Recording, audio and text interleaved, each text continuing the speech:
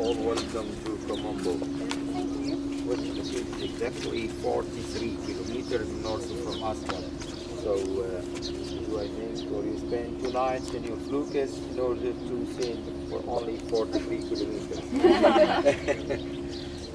By the way, the name of the city, Kom Ombo, it has been divided into 2 parts. Kom, which means village.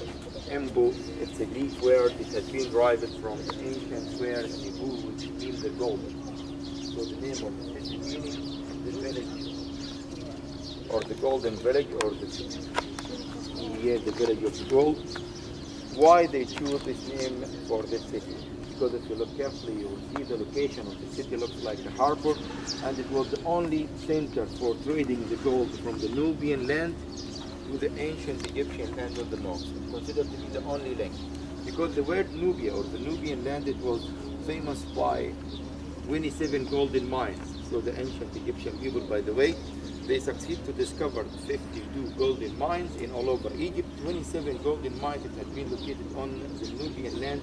Because of this reason, they called it the Nubian. Kom Ombo city nowadays, if you look, if you start to earlier, basically this is the city famous by cultivating the sugar cane planet. And also you will see the biggest and the largest sugar cane factory and all over Egypt. It will be 2 kilometers north from here, and we will see passing by your tax beside the factory. This temple is considered to be a Greek Roman temple. A Greek Roman temple. It looks like Philae. I think you visited Philae before, and also it's the same like Edfu, which we will visit it together after 2 hours from now. The whole Greek Roman temples, it had been constructed upon the ruins of an ancient Egyptian temple. So actually it was a small temple here, dates back to the ancient Egyptians, but the Greek rulers, they decided to remove the small ancient Egyptian temples, and they decided to erect a huge temples here in Kom Ombo and in Edfu and also in Aswan, and sometimes on the Nubian land. Why the Greeks, they choose to erecting a temple for an ancient Egyptian gods?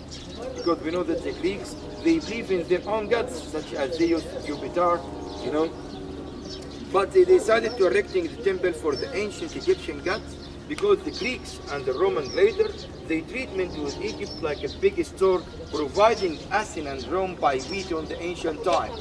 So they would like to controlling the main sources of the river Nile on south of Egypt. Because of this reason, they decided in order to erect all those temples for the ancient Egyptian gods. Why? To increase the ascendancy of the priests upon the commoners, because we know that the priests, they had the opportunity in order to control the commoners like the directors of the puppet theaters. Because of this reason, they decided to reconstruct the temples in huge temples and also in huge constructions in order to helping the priests to control the commoners, well, to control the main sources of the river Nile, and also to control all this vast land of all these vast Arabian lands upon the 2 banks of the river Nile.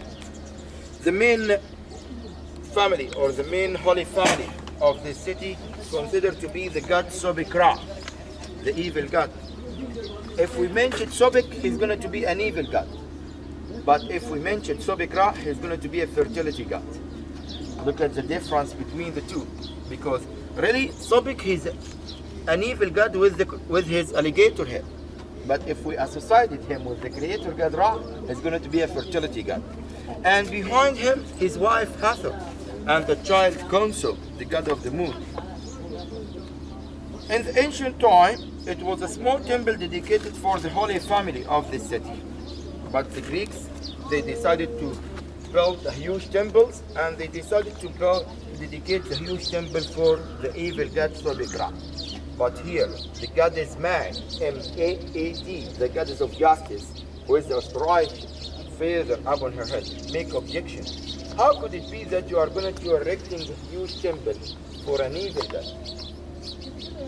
It's not acceptable, because the life depending upon the conflict between evil and goodness rearranges the balance between both of them. Because of this reason, the goddess Maat, the justice goddess, she decided to give order to the Greek ruler in order to share the temple between an evil god and his family and the good God and his family. Because of this reason, this is a unique temple in all over Egypt. And you will see two main gates facing you. The right one dedicated for the evil god Sóbek and his family, and the left one dedicated for the good god Horus Hurwer, or Horus Haruris by Greeks, and both of them meaning Horus the elder, and his wife also Hathor, and the child Horus the younger. How could it be the main wife for both of them? Because I'm sure that in your excursion to Philae, your guide over there told you that Hathor considered to be the main mother for the child Horus, while his mother Isis was collecting the 42 pieces of his father, and she decided to leave the baby with the goddess Hathor, because we know that the animal representation of the goddess Hathor looks like a cow shape, and she started to take care about him and feeding him with milk. So they decided to share the temple between both holy families in order to rearrange the balance between both of them. This temple, by the way, as you will see in front of you, is going to be destroyed a lot and affected by two main reasons. The first one, the location of the temple, because the temple located upon the main harbor of the river Nile directly, and affected by the overflow and ancient time. And the second main reason, the triple earthquakes which happened on the ancient times.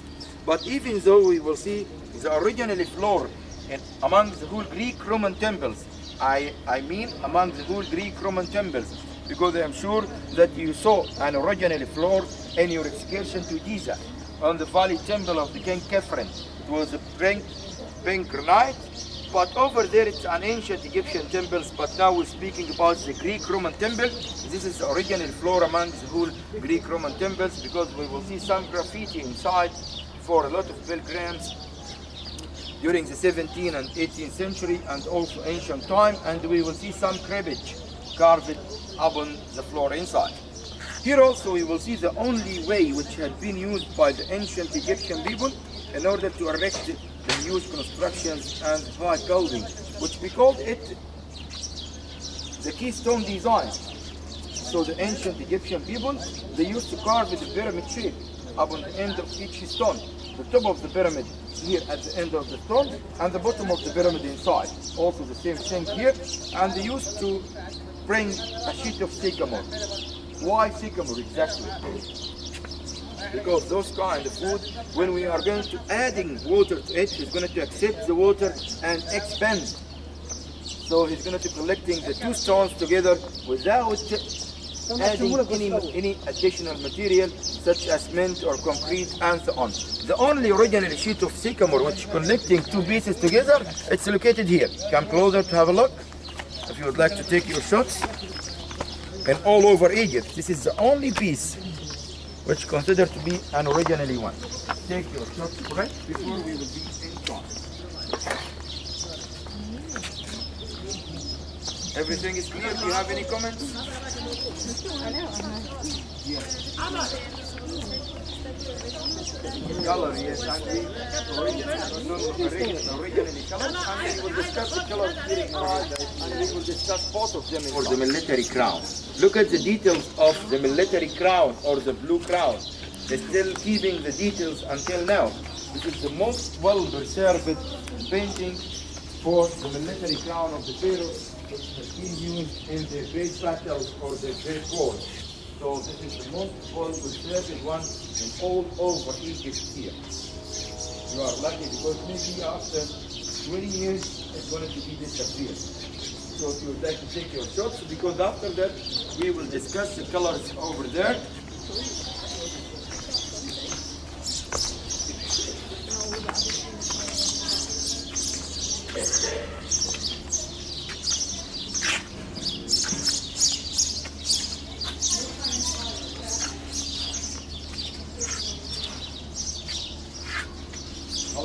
We have a comment from where the ancient Egyptian people, they succeed to bring all those colors. By the way, they used the nature, such as they used to grinding the precious stone. If they would like to use the red color, they used to grinding coral. If they would like to use the green color, they used to grinding malachite. But also with the green color, sometimes they use the oxidize of the cover. Okay? If they would like to use the yellow color, they use the egg And if they would like also to use white color, to use, we call it stone or something like this. It looks like, exactly, it looks like, the stone which you will keep on the right of the king. You call it what?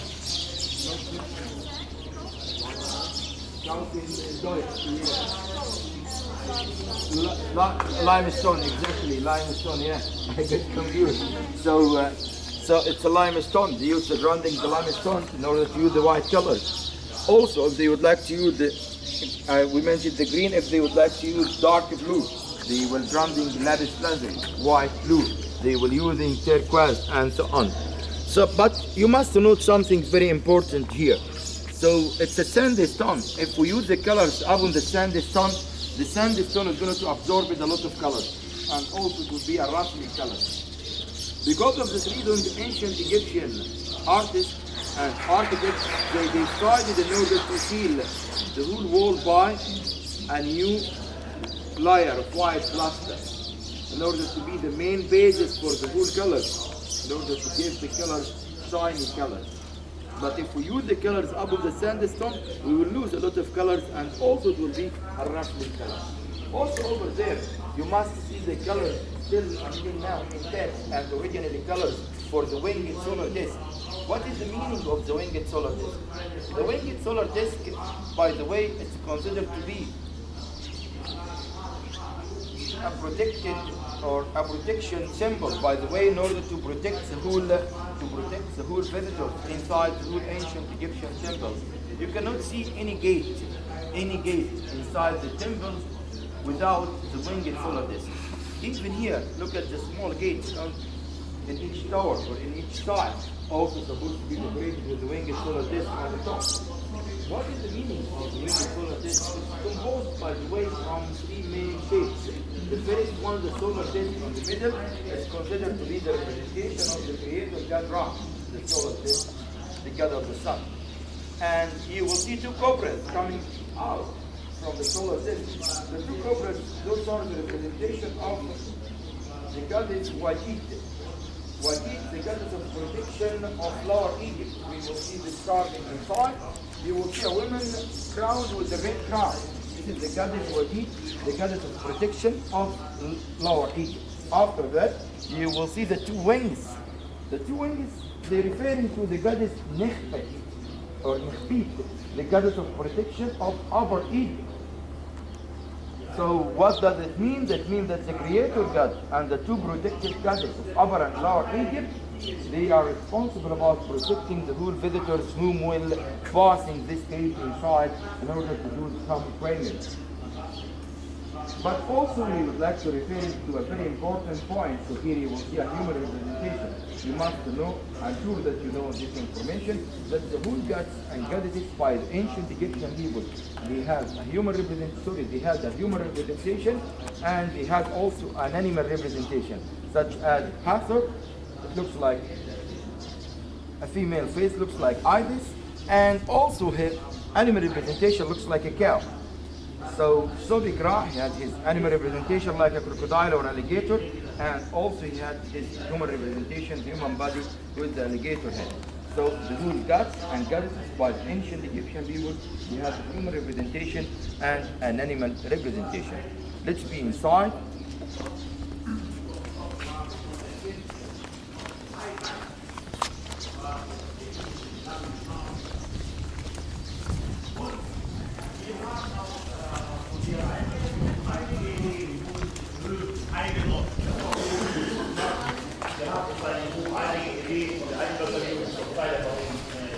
We start our excursion by the left side, which has been dedicated for the good God. It's dangerous to start your excursion by the right side, because this is the house of the evil. So by the way, here we will see the placing care for the king Ptolemaic, or Ptolemy number 12, in between the good family. And you will see the whole scene started by the god Tot, the god of wisdom and scientist by the ancient Egyptian people, and had his famous face looks like the bird Ibis. In front of him, the goddess Hathor, the main wife or the good god. And the king Ptolemaic preceded both of them. He catching a key fly in his left hand, and he catching the two royal symbols in his right hand, considered to be the royal flail and the royal scepter.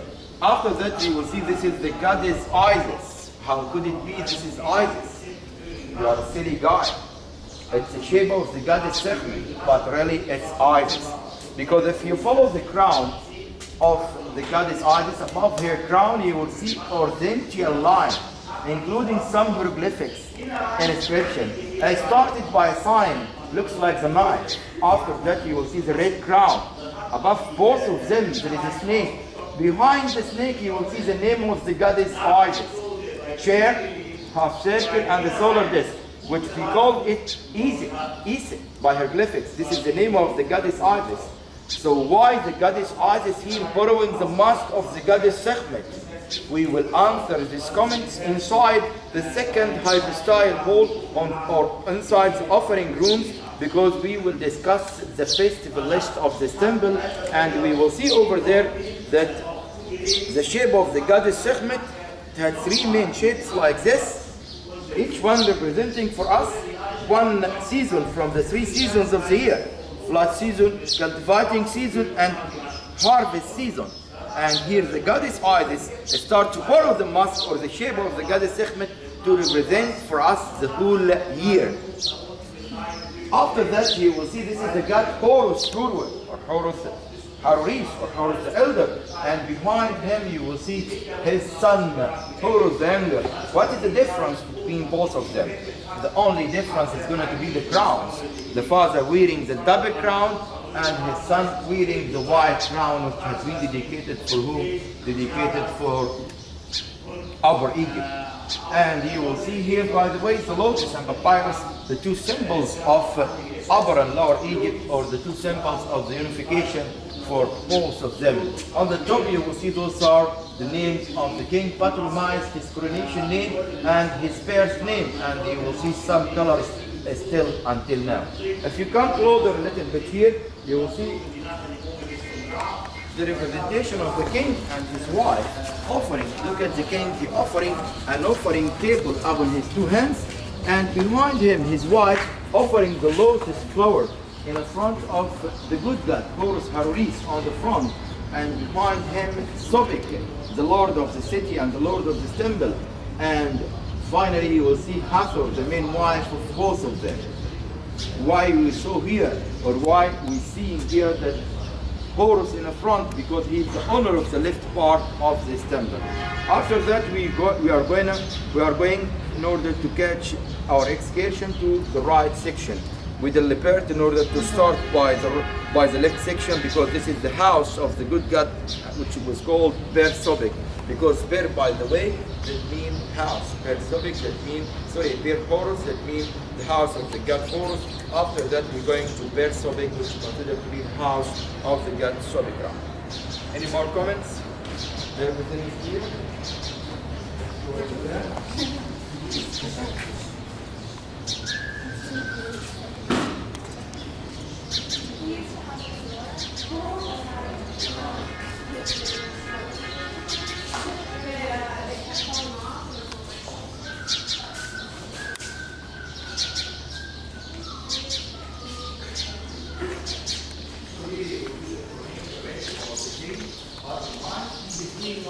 On the right side and sheep on the left side, and both of them wearing their father's crown, and both of them placing the double crown upon the head of the king or the Greek ruler.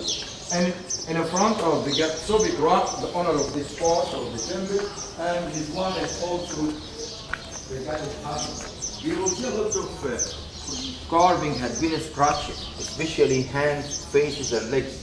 This is considered to be the conflict between the Christianity religion and the ancient Egyptian temples. Because we know at the second part from the Roman state that the Roman emperors, they start accepting the Christianity religion to be the main religion for the whole Roman state. and they start to be Christians. And we know that the main conflict between the Christianity and the ancient Egyptians, that the Christianity believed in only one God, whom considered to be Jesus the Christ. But the ancient Egyptian people, they believed in several gods, and the high bishops, they start to treatment with the ancient Egyptian religion as a pagan religion after that. Because of this reason, they decided to scratching the hands, faces, and the legs for tool carving inside the ancient Egyptian temples, especially the temples which had been converted to be a church after that. Inside, this is the first hypostatic hole, the place which has been dedicated for the priests to go to their prayers inside. After that, we will go to the second hypostatic hole. Look at the ceiling while it's going inside. The ceiling going low and the hole going higher. The whole temple looks like a pyramid-shaped lake upon its side. The whole temple, the Greek Roman temple or the ancient Egyptian temple, looks like a pyramid-shaped lake upon its side. The ceiling going lower and the floor going higher. And you will see the sanctuary inside the whole ancient Egyptian temples or the whole Greek Roman temples. It was called Achet. Achet by hieroglyphics mean horizon. And what is the meaning of horizon? The place while the heaven meets earth inside. So this is here the lowest ceiling on the highest floor inside the temple. Come closer.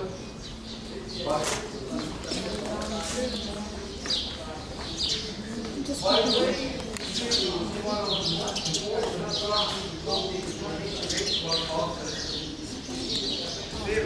so you will see here the Greek ruler coming out from the royal palace, but the carving has been destroyed.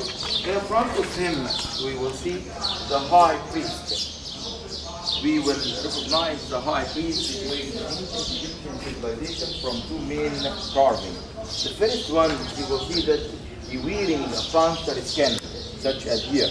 And the second one, he's supposed to be a bald man with a shaved head. You will see the bald man with shaved head in Karnak and Luxor.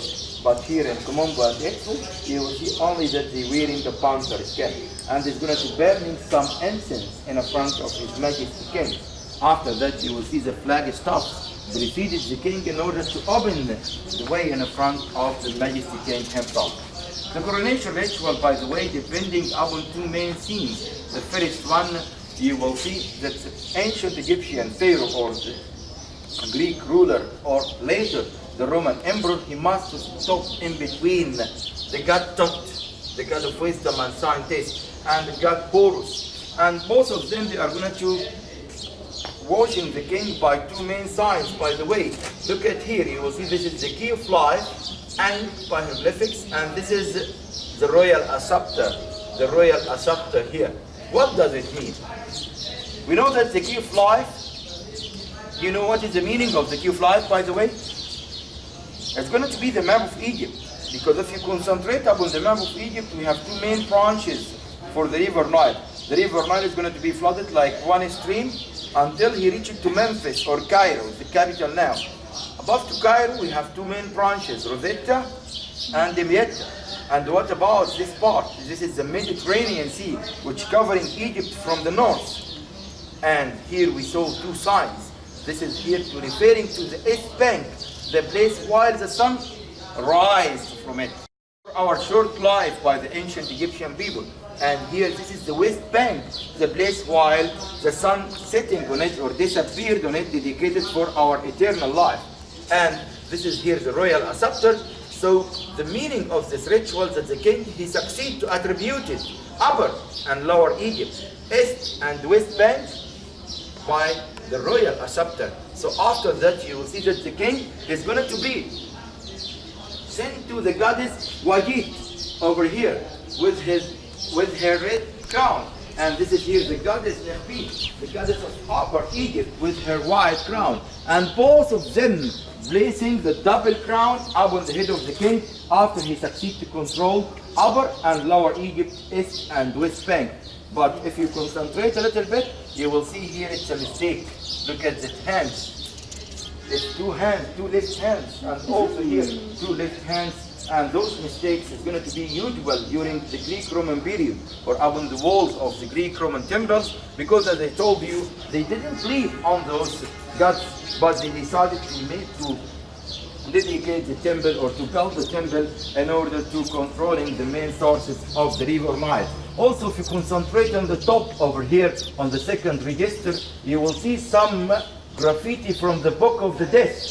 And this is our shopping temple. Temple dedicated in order to pray to the two families, to the good family and the evil family.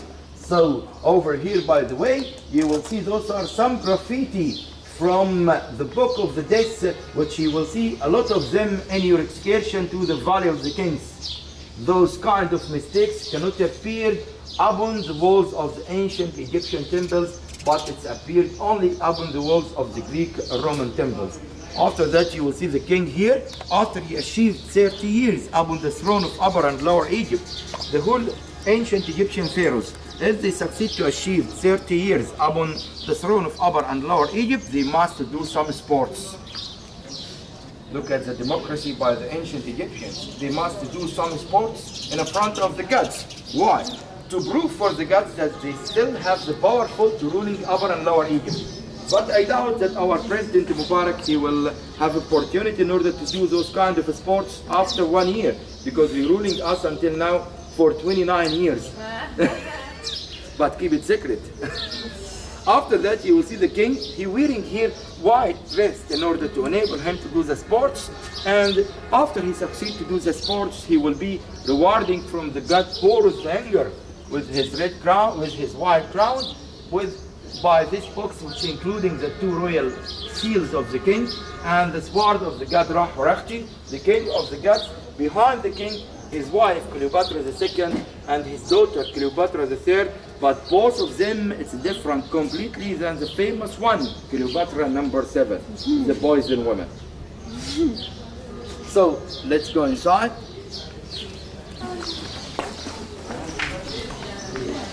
Representing for us the 3 seasons of the year: flood season, cultivating season, and collecting season.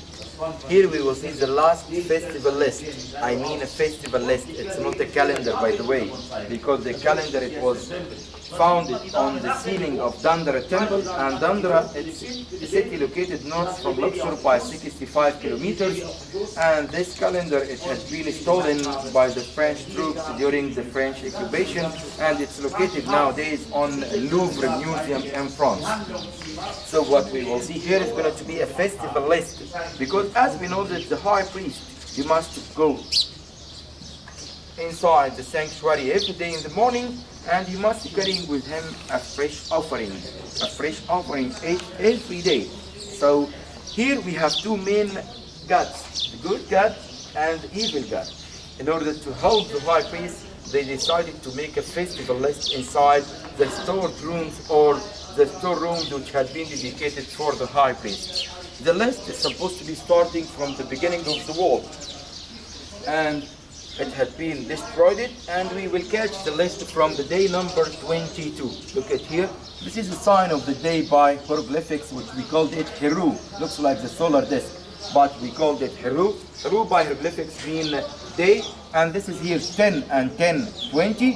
Addish and addish, this is 1 and 1, 22. After that, you will see the day number 23, 24, 25, 26, 27, 28. Look at number 9, a circle, and there is a line in the middle dividing it into two main parts.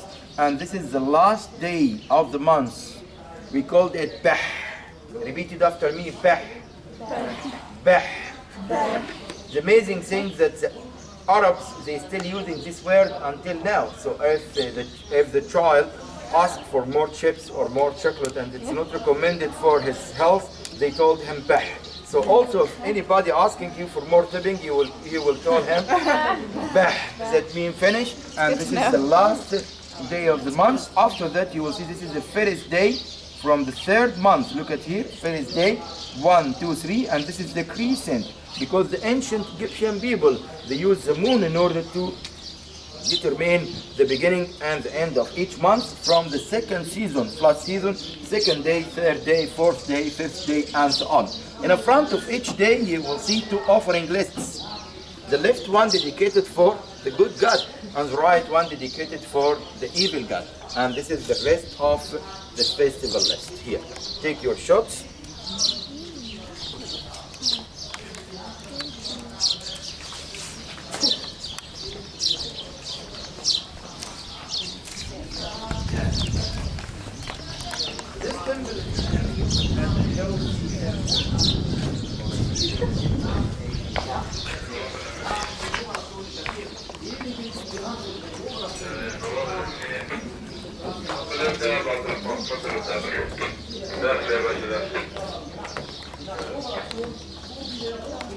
Was the entire reef Yes, the entire one? yes, of course. The entire one, and ancient roof before it had been destroyed, it, by the way, is supposed to be like this, decorated with the goddess Nefret, the vulture, sometimes with the red crown and sometimes with the white crown. Yeah, in the French style, called Abu Temple, I think it's called pillars with mosaic form. The ceiling also was decorated by the same carving. It's clear As here, yes, because here is still keeping a lot of colors on it. So, by the way, as I told you, this temple has been used as a healing center. And look at here, one of the unique carvings for a mother delivering her baby. And look at the baby delivered directly upon the floor, upon a reed mat. Because of this reason, the ancient Egyptian people later, they succeed to create the delivery chair. And the delivery chair, it's a normal chair, by the way, including two holes, vertical one and horizontal one. The vertical one in order to help the baby, in order to complete his delivery from it, and the horizontal one in order to helping the nurse women or the helper women to insert her hand in order to deliver the baby. And those are two women in a delivery position.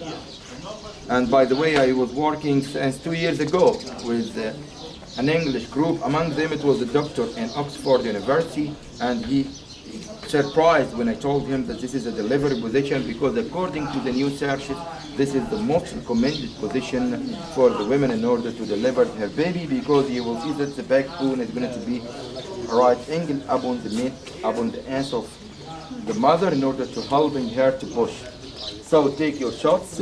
After that we will be back in order to give some time for the other group.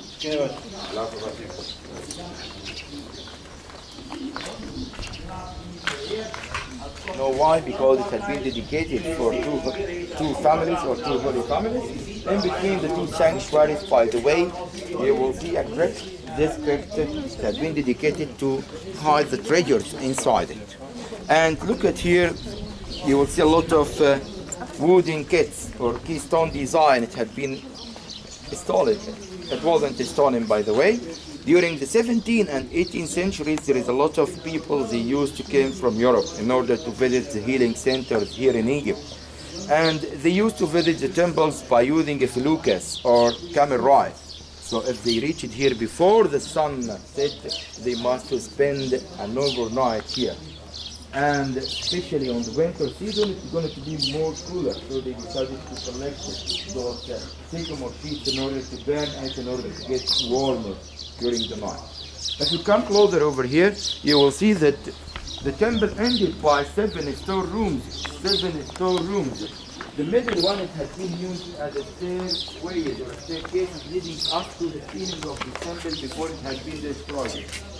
And the 3 upon the right side, it has been dedicated as a storeroom to carry the offering of the evil God. And the 3 upon the left side, dedicated to carry the offering of the good God. After that, we're going to the most important part inside the temple, which we call a liturgical instrument, which has been used by the ancient Egyptian people. Because of this reason, all these groups flew up, and we will flew up over there in order to take our time to reach to it.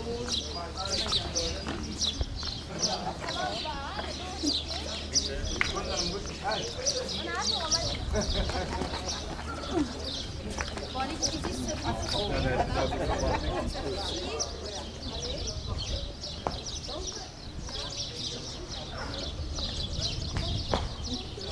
if you come closer here, we will. I'm going to give you the information. Because after that, Caesar. 3 sponges to absorb it, blood during surgery. 2 needles to stitch. 2 spoons. But also we will see 3 spoons here. Those 2 spoons that had been dedicated to clean the womb of the mother after the delivery position. And those are the normal spoons, by the way. Look at here. The big forceps. Yeah. Big forceps. Middle one. Smaller one. It had been used as a dental forceps. Small size, medium size, and bigger size. 2 flasks to keep the medicine and the ointment inside. You will see a balance with the 2 scales to weigh the quantity of the medicine. And you will see also here 2 hoxes. We use them through the mummification ritual, through the lymph node to extract the brain outside. After that, you will see here a strange forceps, because if we press this forceps from the top, it's going to be opened. It had been used during the delivery position to open the womb of the mother in order to give a chance for the baby to come out or to be delivered. Look at here, 3 different stethoscopes. A stethoscope, number 1, 2, 3. Here you will see a basil. I think you have a basil in your kitchen. To grinding garlic and so on, but the basil here, it has been used in order to grinding the medical material. Look at this special potter to boil the whole instrument inside it to make sterilization to it. After they succeed to use it, here you will see a perfume cup or a pottery cup and the burning perfume inside it. Look at here. Do you know enema? 2 enemas here.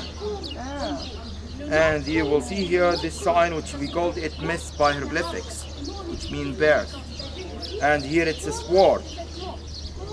And here you will see a cutter. Over here you will see those are the names of the healing center. And this is Mennefer, Nuit, Menf, and you will see Kom Ombo at the end, and a basin here to wash their hands after the surgery operations. The whole scene, it was given as a gift to Imhotep, the genius architect whom succeeded to design the step pyramid in Giza. And on the Greek period, they treatment with him like Asclepius. They equal him with Asclepius, the god of medicine by the Greek people. By the way, those are the surgical instruments which considered to be the most important carving upon the walls here. But also we must know that the ancient Egyptian people, they use a strange test for the pregnancy women. They ordered the pregnancy women in order to urinate upon 2 bags. The first one is going to including wheat and mud, and the second one is going to including barley and mud. She must urinate upon both of them on the same time. And they were waiting for the result.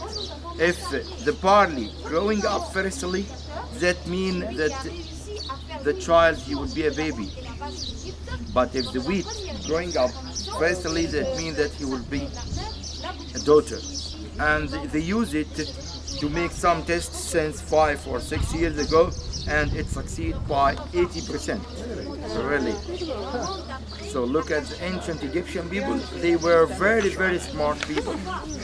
I told you that the high priest, he must to carry some offering, fresh offers every day in front of the statue of the local god.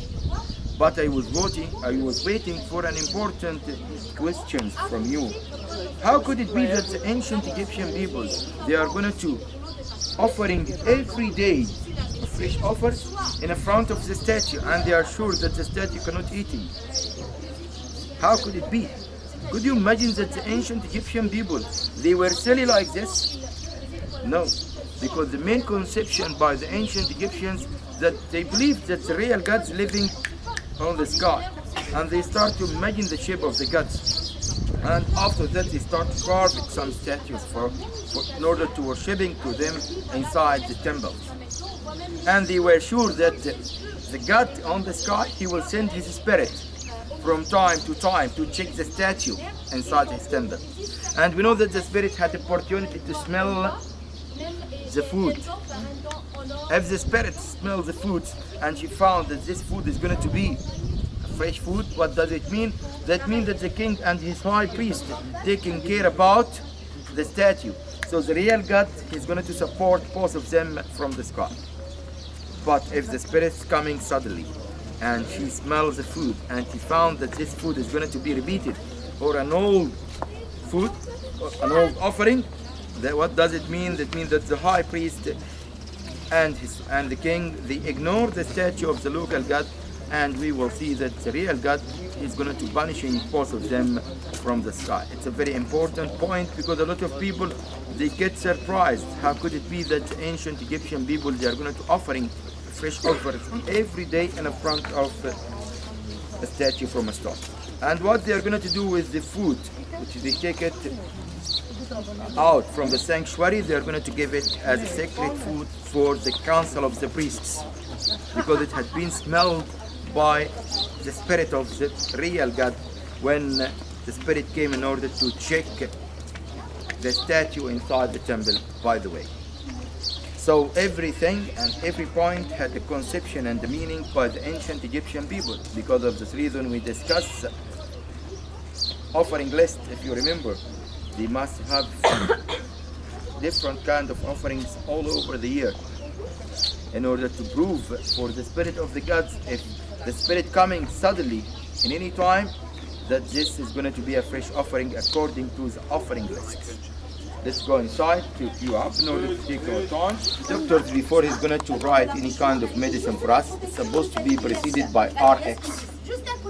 Do you know that the RX has been derived from I force? Because this is R and X here inside. Because of this reason, it's considered to be a healing symbol. À gauche, il y a un écarteur. Au-dessous, ici, il y a deux crochets pour retirer l'élément et aussi pour retirer le cerveau. Juste à côté, il y a des outils pour abaisser la lampe pour voir la papier. Il y a ici deux sacs pour contrôler le tombage. On va voir aussi qu'il y a un œil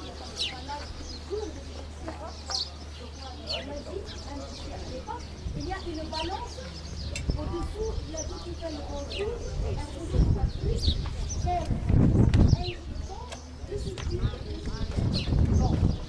Horus Abunet. After that, this is the great Roman Emperor Trajan kneeling upon his two knees in front of two women in a delivery position. And you will see here a table including the 32 surgical instruments, started by the two vacuum cups. After that, you will see a tube, as we mentioned, it's not a virus, it's a tube. And you will see the scissors, 3 sponges, 2 needles, they catch 2 spoons in order to clean the womb of the mother after the delivery position. After that, you will see the dental forceps as it has been used. You will see over here, this is the small size, medium size, and bigger size. Those are dental forceps. After that, the 2 flasks in order to keep the medicine and the ointment inside it. You will see the balance with the 2 scales. You will see two different sizes from I4 it has been used in order to weigh the quantity of the medicine, such as 5 gram and 10 gram and so on. After that, you will see here the 2 hooks, which we use them through the mummification operations for the left noise, which extracts the brain outside, 3 normal spoons, this strange forceps, and here you will see also this is a stethoscope, a pestle, here this bottle in order to make sterilization for the 2 perfume. Here those are 2 elements on the top, and here you will see this is a sign made by hieroglyphics, which mean bears. Is a sword two different stethoscope and the cutter. Here is the basin, and those are the healing center. And this is Men Nefer, Nuit, Memphis, the capital. And here you will see Kom Ombo. And this is here, as we mentioned, Imhotep, the genius architect whom succeeded to design this pyramid in Giza. But in order to be honest with you, we didn't found any inscriptions telling us that this is Imhotep. So the whole archaeologists mentioned it has been dedicated for Imhotep. But it was a German expedition working here since 2 years and a half. And they told us also that it's supposed to be for the good god Horus, because the scene is started by the eye Horus. And also here, this is the left side of the temple, where Horus, the house of the god Horus. So if there is no inscription, I must tell you about the different opinions in order to be honestly, because we are going to tell you all the information which has been recorded here on the walls of ancient Egyptian temples. Let's go inside. Qui porte autour de sa tête, il y a la plume, n'est-ce pas? Cette déesse Osiris, nous, on va la voir à l'entrée de chaque tombe. D'accord? À la vallée des rois. Pourquoi? Parce qu'elle est la déesse de l'injustice, la déesse mère, la déesse. Donc toujours, voilà, le pharaon, soit pendant sa vie ou dans l'au-delà, après sa mort, toujours il souhaite le quoi, la justice et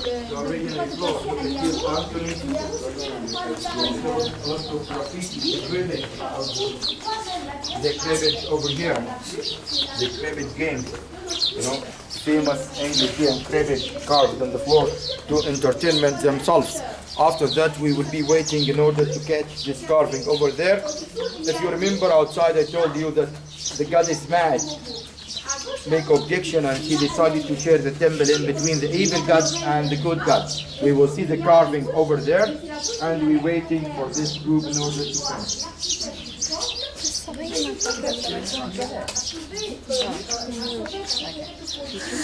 Sorry, across to the...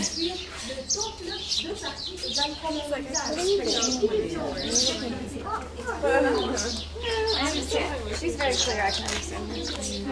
I can understand her better. Oh, clicking button. I dropped my to the 9. Dividing offering between both of them, such as lotus flower here, papyrus here, 3 buffaloes, 2 buffaloes here, and 2 buffaloes here, 2 breads and 2 breads. Even the captives. Those are some Asian captives or prisoners. They were responsible about cleaning the floor of the temple on the Greek vine. She dedicated 3 to the right section and 3 to the left section, by the way. And you will see here the representation of the evil god and the rest. Crocodile nose over here, and here is the good god. And if you turn your faces, you will see the representation of the evil god and his wife and his son. And here you will see the representation of the good god and his wife and his son. Let's go to catch the last point in our description, the Nile meter, because here in Kom Ombo you will see the most well-preserved Nile meter all over Egypt and the ancient Egyptian temples. The Nile meters appear inside the Great Roman temples only, but you will see in Karnak temples a sacred lake. It's a big difference between the Nile meter and the sacred lake. The Nile meter, or the measurements of the river Nile, considered to be a well or a shaft, deep shaft, stuck inside the temples, connected with the river Nile in order to control the level of the river Nile. By the way, you will see the water here. It's going to be the same level of the water on the front of you over there on the river Nile.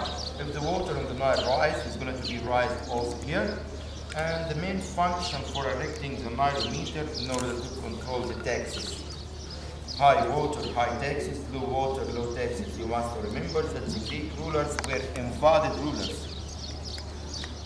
They conquered Egypt and they were fond of collecting the taxes, and they determine the taxes by using the level of the river Nile. You will see different steps. Those steps over there, politics and the medium steps, time. Now you will have your free time. So, 15 minutes, another free time. Of an ancient Egyptian temple. So actually it was a small temple here, dates back to the ancient Egyptians, but the Greek rulers, they decided to remove the small ancient Egyptian temples, and they decided to erect a huge temples here in Kom Ombo and in Edfu and also in Aswan. and sometimes on the Nubian land. Why the Greeks they choose to erecting a temple for an ancient Egyptian gods? Because we know that the Greeks they believe in their own gods such as Zeus, Jupiter, you know. But they decided to erecting the temple for the ancient Egyptian gods because the Greeks and the Roman later they treatment with Egypt like a big store, providing Athens and Rome by wheat on the ancient time. So they would like to controlling the main sources of the river Nile on south of Egypt. Because of this reason, they decided in order to erect all those temples for the ancient Egyptian gods. Why? Two, by 27 golden mines. So the ancient Egyptian people, by the way, they succeed to discover 52 golden mines in all over Egypt. 27 golden mines that had been located on the Nubian land. Because of this reason, they called it the Nubian. Kom Ombo city now, the Egypt, you look at the start of earlier. Egypt, this is the city famous by cultivating the sugar cane planet. And also you will see the biggest and the largest sugar cane factory. And all over Egypt, it's located 2 kilometers north from here, and we will see passing by your back beside the factory. This temple is considered to be a Greek Roman temple. A Greek Roman temple. It looks like Philae. I think you visited Philae before, and also it's the same like Edfu, which we will visit it together after 2 hours from now. The whole Greek Roman temple that had been constructed upon the ruins. All welcome to Kom Ombo, which is exactly 43 kilometers north from Aswan. So I think, or you spend 2 nights in your flucus in order to sail for only 43 kilometers. By the way, the name of the city, Kom Ombo, it has been divided into 2 parts. Kom, which means a village. Embo, it's a Greek word. It has been derived from the ancient word Ibu, which means the gold. So the name of the city meaning the village, or the golden village, or the village of gold. Why they choose this name for this city? Because if you look carefully, you will see the location of the city looks like a harbor, and it was the only center for trading the gold from the Nubian land to the ancient Egyptian land of the north. Considered to be the only link. Because the word Nubia, or the Nubian land, it was increased the ascendancy of the priests upon the commoners, because we know that the priests they had the opportunity in order to control the commoners like the directors of the puppet theaters. Because of this reason, they decided to reconstruct the temples in huge temples and also in huge constructions in order to helping the priests to control the commoners, well, to control the main sources of the river Nile, and also to control all this vast land of all these vast Arabic lands upon the 2 banks of the river Nile. The main family, or the main holy family of this city, considered to be the god Sóbek, the evil god. If we mention Sóbek, he's going to be an evil god. But if we mention Sóbek, he's going to be a fertility god. Look at the difference between the two. Because really, Sóbek is an evil god with his alligator head. But if we associated him with the creator god Ra, he's going to be a fertility god. And behind him, his wife Hathor, and the child Khonsu, the god of the moon. In the ancient time, it was a small temple dedicated for the holy family of this city. But the Greeks, they decided to build a huge temples, and they decided to dedicate the huge temple for the evil god Sóbek. But here, the goddess Maat, M-A-A-T, the goddess of justice, with the bright feather upon her head, make objection. How could it be that you are going to erecting a huge temple for an evil god? It's not acceptable, because the life depending upon the conflict between evil and goodness rearranges the balance between both of them. Because of this reason, the goddess Maat, the justice goddess, she decided to give order to